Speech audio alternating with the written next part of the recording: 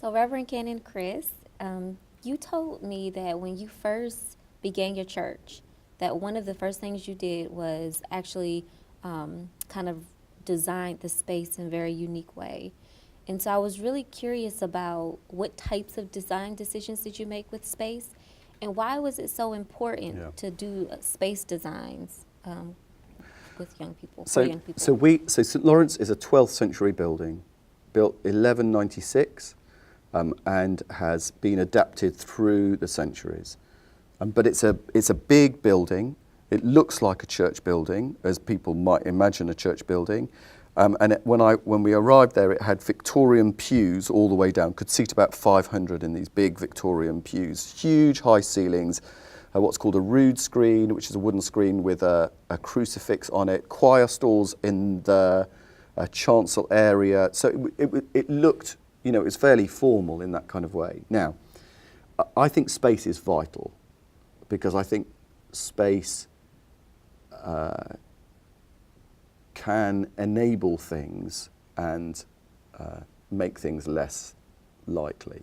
Now, in this, we know that there aren't ideals. So there are times when we've got this medieval church building that we can only do anything to if we get legal permission. So I can't drill a hole in a wall to put a painting up unless I have legal permission to do that. But so it's always going to be the art of the possible. Let's go away from this. That we've got generally, on the whole, Christian communities don't have a blank slate, don't have unlimited resources, and therefore can't just sit down and go, okay, let's do whatever we can. Right.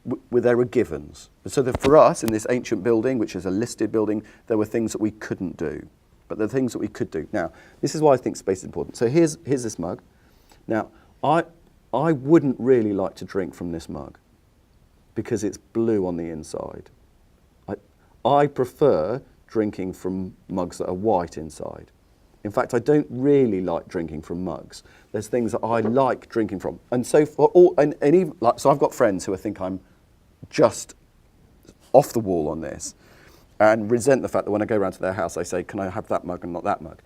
But if we go behind it, if we go out and we have coffee, there are things that you want your coffee in.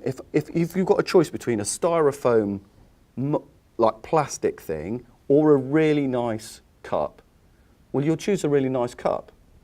And it's not because the things inside there are different. It's just that actually what we hold things in actually does make a difference to it. Mm-hmm. Now, the same is true in terms of space, worship space. We show a huge amount by the way we set things up. So if we go to a church which simply has a big stage at the front and that's lit and nothing else is, and everybody else is sitting in rows where they are like joined to the floor, that's saying something about what I think's going on. And even though these things go unsaid lots of the time, the communication is non-verbal maybe, but it's everywhere in it. So what we wanted to do in St Laurence, in the space we were in, is to do whatever we could within these limits of possibility and within our budget to be able to say, how can this space best serve the vision that we have? So we found an architect who'd done something like this before, and he spent 9 months not drawing anything up. Mm. He didn't do any drawings, anything for 9 months, because he said, tell me your vision again, tell me your vision again, tell me your vision again. And this is the gift of God, which are brilliant architects, because they can take a vision and they can say, right, this is how this can be made to serve, this building can be made to serve this vision.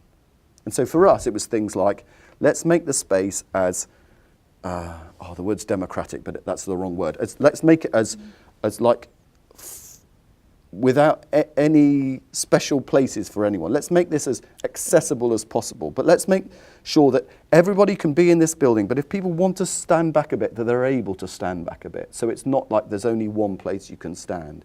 Let's put separate space in so we can have conversations in this building and not be overheard, but be visible, so we have lots of glass. So you can be seen, but you can't always be heard.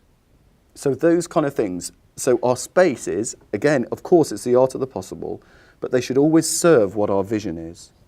And if we can use them to make that more possible, well, from Scripture again and again, God gives gifts of the Spirit for people to be able to practically do this kind of stuff.